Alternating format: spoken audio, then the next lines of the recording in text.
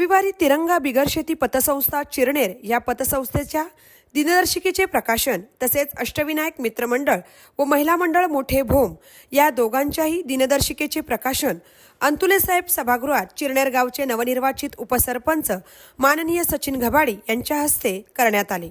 तसेच तिरंगा बिगर शेती पतसंस्था चिरनेरचे चेअरमन अलंकार परदेशी, व्हाईस चेअरमन घनश्याम पाटील, सदस्य डॉक्टर सुधीर केणी, बाळकृष्ण ठाकूर, रवींद्र म्हात्रे, ग्रामपंचायत सदस्या भारती ठाकूर, वनिता गोंधळी, पतसंस्थेचे मॅनेजर जगदीश ठाकूर, विश्वास मोकल, ग्रामपंचायत माजी सदस्य सुभाष कडू, भोमगावचे काँग्रेस अध्यक्ष विजय केणी, किशोर केणी, मनोज ठाकूर, राजेंद्र पाटील, अतिश पाटील, चंद्रकांत गोंधळी हे या प्रसंगी उपस्थित होते।